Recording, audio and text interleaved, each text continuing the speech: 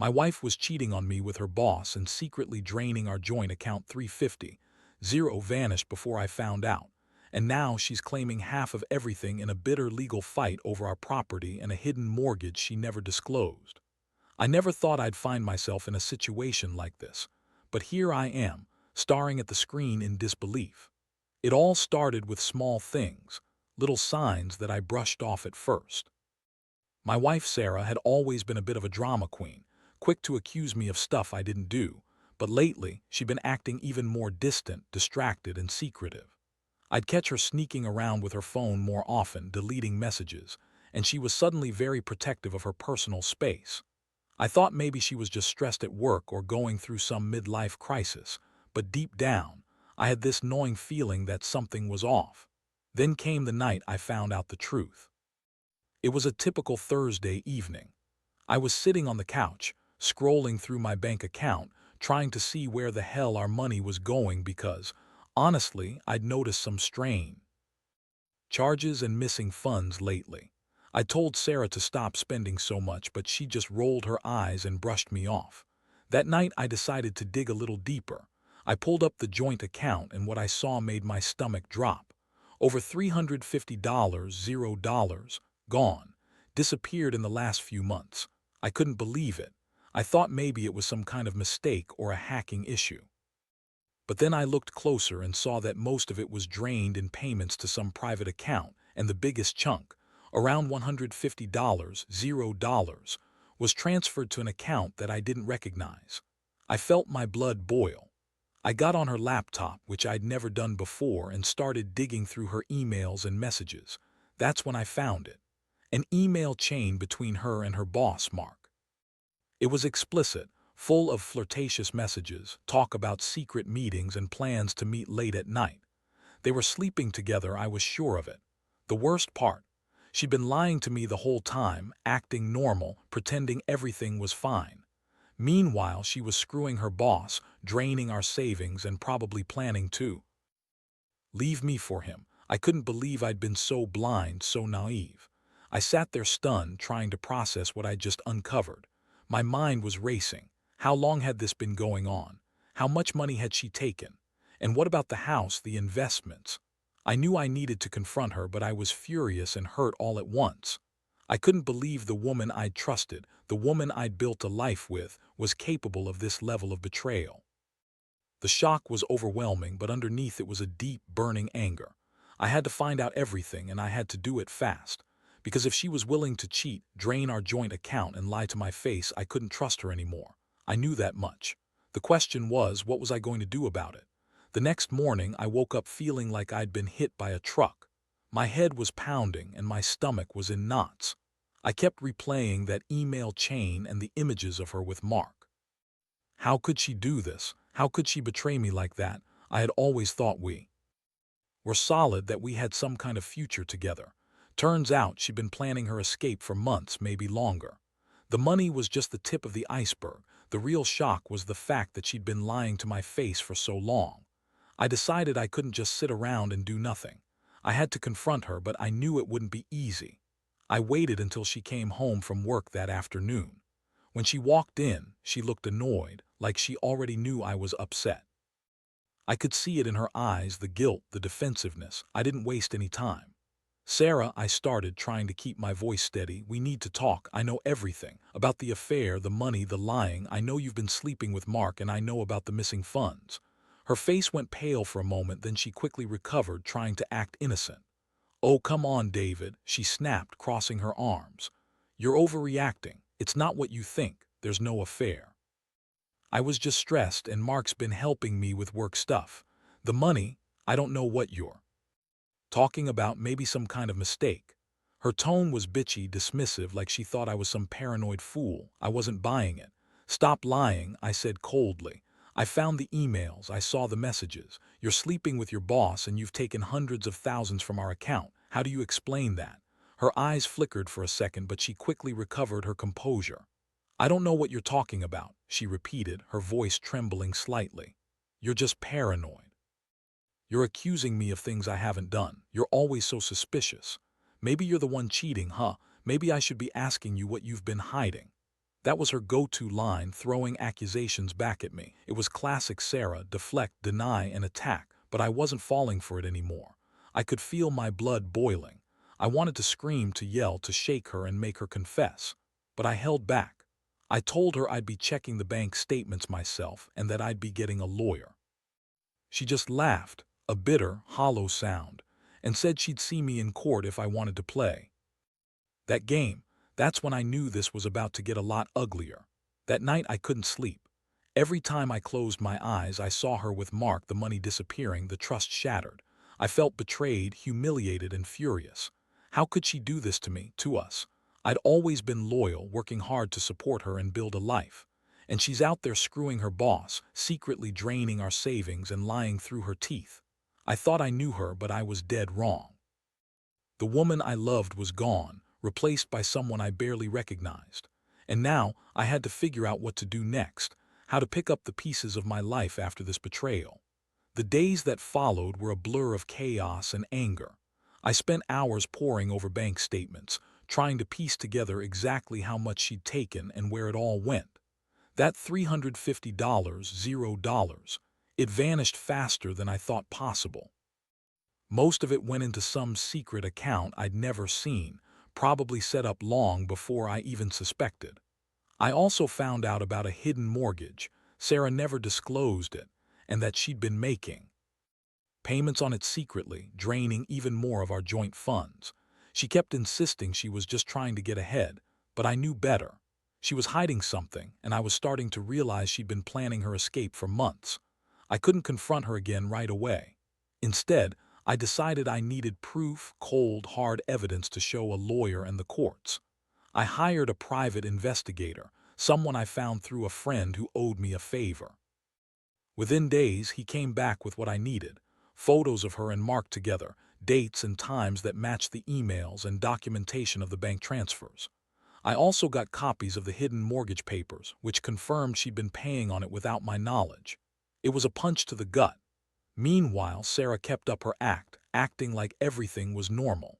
She'd put on the poor me face, crying about how I was accusing her of crazy things, and insisting she was innocent.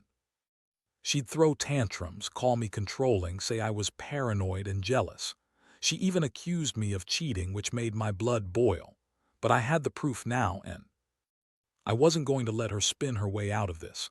I realized I had to be strategic. If I was going to get any kind of justice, I needed to keep my cool and gather as much evidence as possible. One night, I caught her red-handed trying to withdraw more money from the secret account.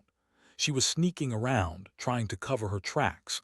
I confronted her right then and there. She snapped at me, calling me crazy for even suspecting her. She said she was just trying to fix our financial problems, that she was doing it for us, and that I was overreacting. That's when I lost it. I told her I knew about the affair, the secret mortgage, and the missing hundreds of thousands. I told her I was done being played and that she was going to face the consequences.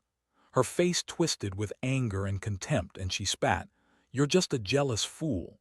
You'll regret this." At that moment, I realized I couldn't trust her anymore, not as my wife, not as a partner. The woman I thought I knew was gone. The betrayal ran too deep. I decided I'd had enough of her lies and manipulation. I made plans to get a lawyer, to start the divorce process, and to fight for what was rightfully mine. I knew she'd try to fight me over the house, the property, and the money, but I was determined to stand my ground. She had pushed me to the edge, and I was done being her victim. This wasn't just about money anymore. It was about reclaiming my life from someone who had betrayed everything we stood for. The legal battle that followed was a nightmare I never expected to face. Sarah doubled down on her lies, claiming she was the victim, that I was controlling and paranoid. She hired her own lawyer and started twisting everything around, insisting she was entitled to half of everything: our house, the joint account, even the hidden mortgage she'd secretly paid on. She said I was overreacting, that she was just trying to save us, but I knew better. I had the evidence: screenshots, bank statements, the emails, the private investigator's reports. I was ready to fight. Meanwhile, Sarah's attitude grew even more bitter. She was bitchy, snapping at me over small things, throwing tantrums when I tried to discuss the finances or the divorce. She'd lie about her whereabouts, pretend she was innocent, and accuse me of trying to control her. I could see the anger and resentment boiling beneath her surface. She kept insisting she deserved everything, that I was just a jealous, insecure husband. But I wasn't backing down.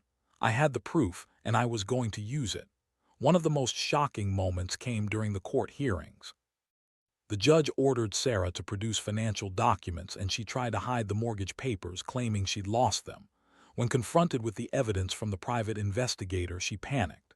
Her face went pale and she started to stammer. I remember her trying to spin her story, saying she'd been doing everything for us, that the money she took was for our future. It was pathetic. I felt a mix of anger and disgust. How could she lie so convincingly, even in court?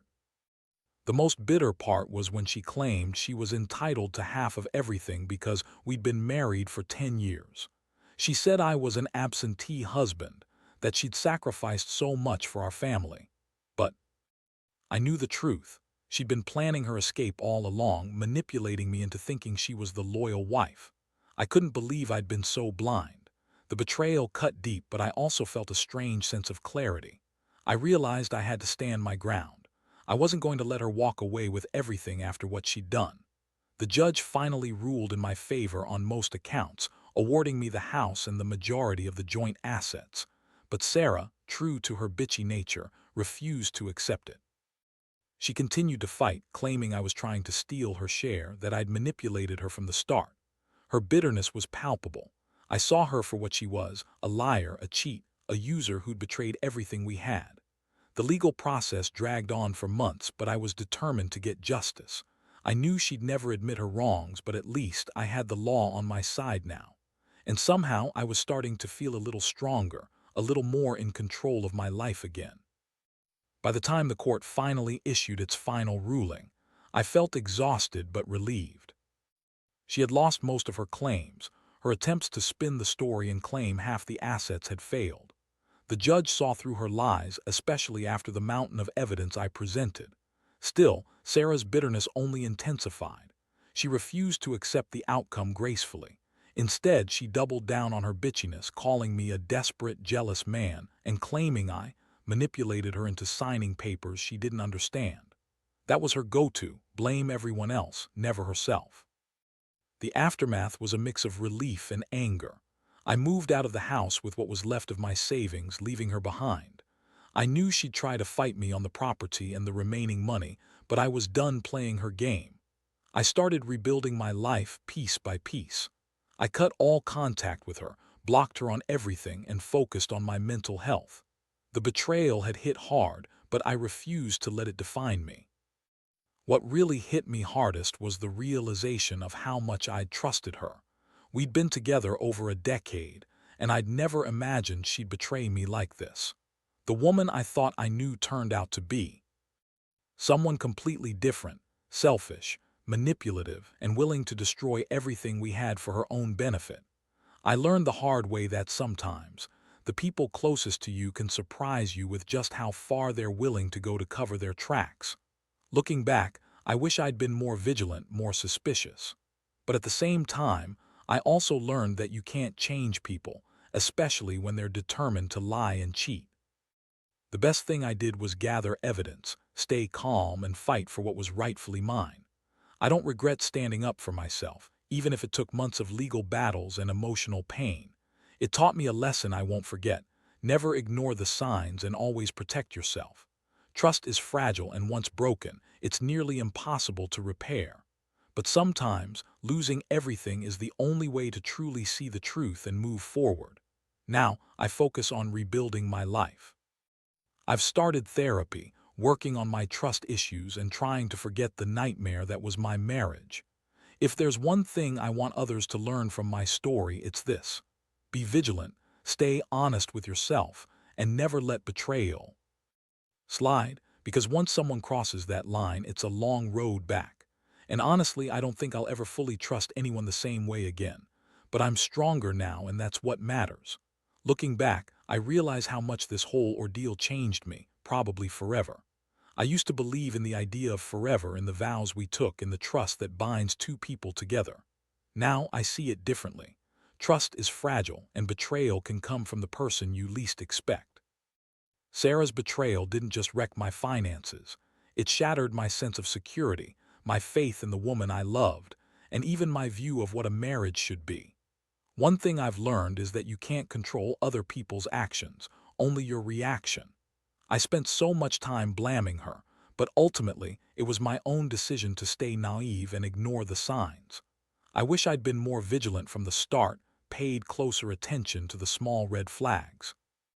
But I also learned that no matter how much you try to protect yourself, some people are just determined to deceive and manipulate. The emotional toll was heavy. I went through moments of intense anger, deep sadness, and even guilt, like maybe I'd missed something or I hadn't been enough. But over time, I've come to accept that her actions were about her own flaws, not mine. I was faithful, honest, and committed. That's what I have to hold on to. And I've come out of this with a clearer sense of what I want from life and a stronger resolve not to be again. Now, I focus on rebuilding my confidence, my independence, and my future. I'm not rushing into anything, but I'm open to new beginnings, new relationships when I'm ready. I don't hold on to bitterness or hatred because I know that only eats you up inside. Instead, I keep my lessons close and I move forward with a cautious but hopeful heart. To anyone reading this who might be going through something similar, I'll say this: trust your instincts. Pay attention to the red flags, no matter how small. Document everything. And don't be afraid to stand up for yourself. Sometimes the only way to truly recover is to take control of your life and walk away from what's toxic. Because, in the end, your happiness and peace of mind matter more than anyone's lies or manipulation. I may have lost a lot, but I gained clarity, resilience, and a new beginning. And that's worth everything.